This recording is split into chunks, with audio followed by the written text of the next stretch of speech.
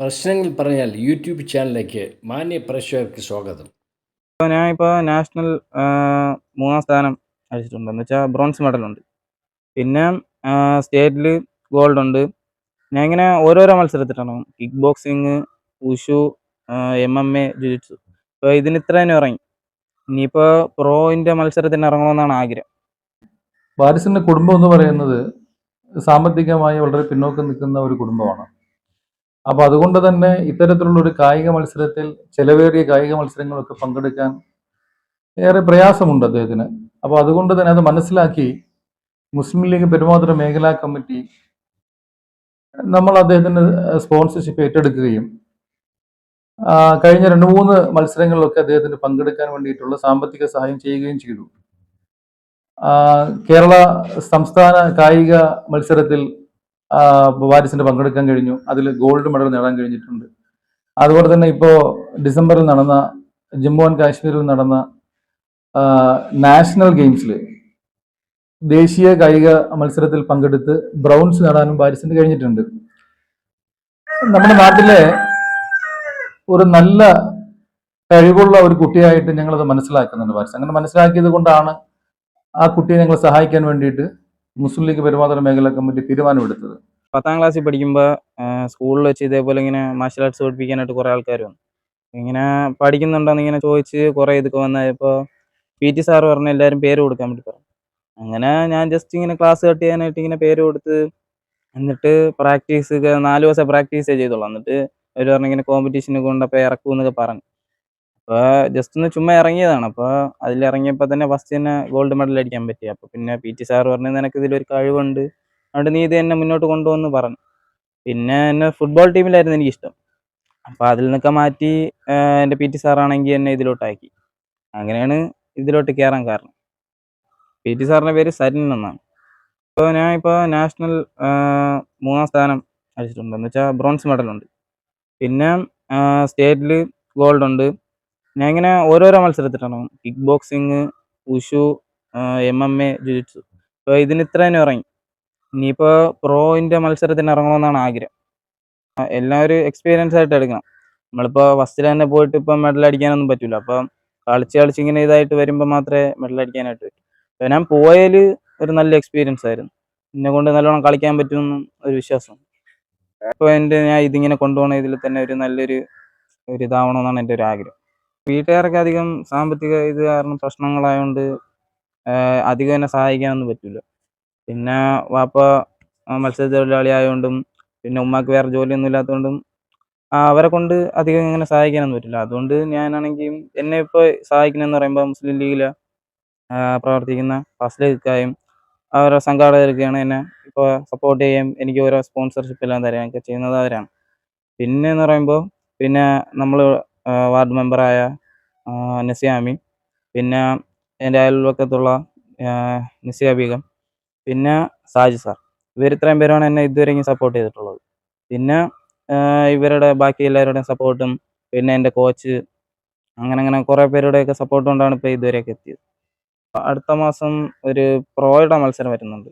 അപ്പോൾ അതിലിനി ഇറങ്ങണമെന്നാണ് ആഗ്രഹം. പക്ഷേ സാമ്പത്തികമായിട്ട് ഇപ്പോൾ കുറച്ച് ഫണ്ടിൻ്റെ കുറച്ച് ഇഷ്യൂ ഉണ്ട്. അതുകൊണ്ട് സ്പോൺസറിൻ്റെ അടുത്ത് സംസാരിച്ച് എങ്ങനെയും ഇറങ്ങണം എന്നുള്ള രീതിയിലാണ്.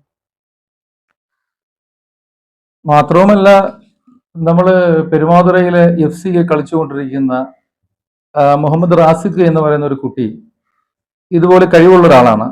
ആ കുട്ടിക്കും ഫുട്ബോളിൽ നല്ല കഴിവ് തെളിയിച്ചൊരു കുട്ടിയാണ്. നമ്മൾ കേരള യുണൈറ്റഡ് FC ഒരു ട്രെയിനിങ് പ്രോഗ്രാമിൻ്റെ 1 മാസത്തേക്ക് ആ കുട്ടിയെ നമ്മൾ അയക്കുകയുണ്ടായി. അതിൻ്റെ ഫുൾ സ്പോൺസർഷിപ്പും മുസ്ലിം ലീഗ് പെരുമാതുറ മേഖലാ കമ്മിറ്റിയാണ് വഹിച്ചിട്ടുള്ളത്.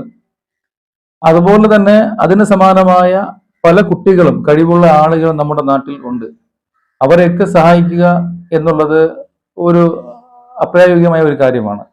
ഞങ്ങളുടെ പരിധിക്ക് അകത്ത് നിന്നുകൊണ്ട് ഞങ്ങൾ ചെയ്യാൻ കഴിയുന്നതൊക്കെ ഈ കുട്ടികൾക്ക് ചെയ്തു കൊടുത്തുകൊണ്ടിരിക്കുകയാണ്.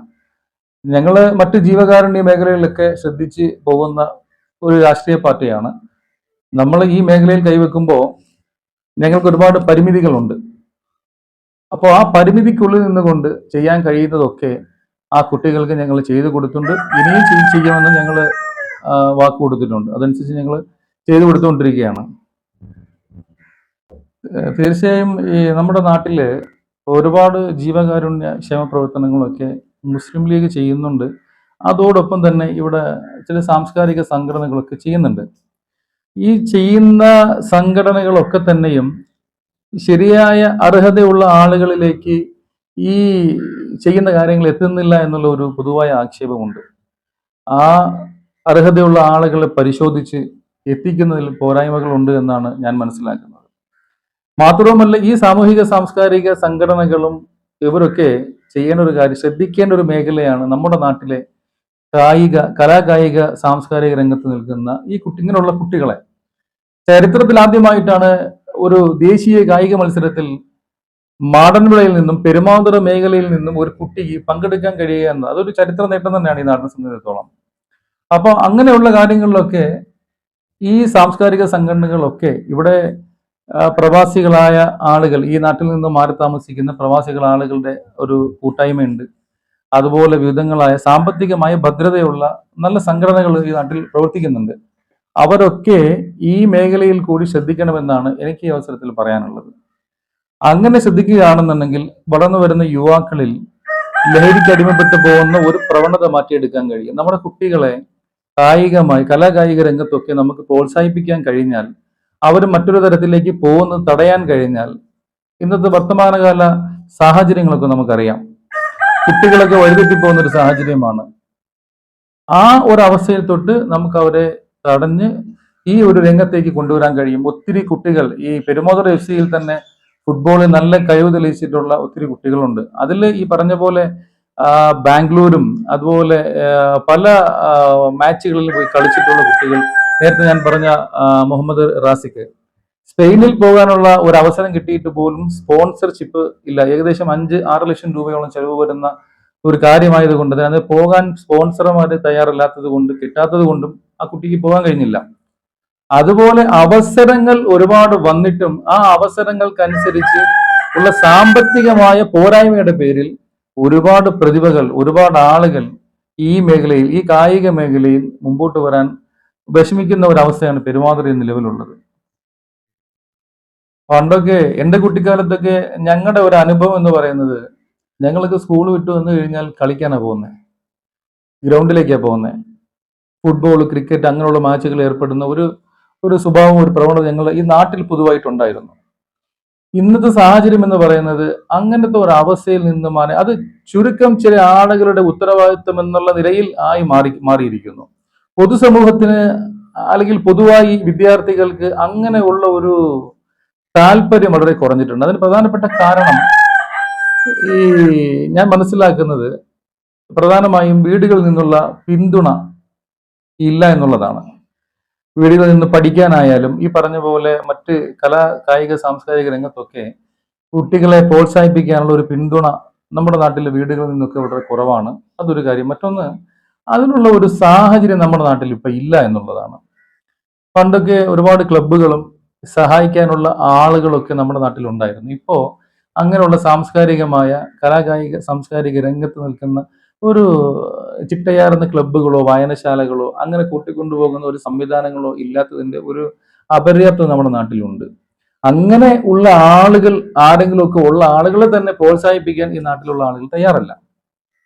ഇപ്പൊ മാടൻവിളയില് FC-ക്ക് നേതൃത്വം കൊടുത്തുകൊണ്ടിരിക്കുന്ന മാടൻവിള ഫിറോസ് ഖാൻ, അദ്ദേഹമാണ് ഈ ബാരിസിന്റെയും റാസിക്കിന്റെ ഒക്കെ കാര്യം എന്നോട് പറയുന്നത്. അപ്പോൾ അതുപോലെ ഉള്ള ആളുകളെ സപ്പോർട്ട് ചെയ്യാൻ പോലും ഇവിടുത്തെ പൊതുസമൂഹം ശ്രദ്ധിക്കുന്നില്ല എന്നുള്ളതാണ് വാസ്തവം.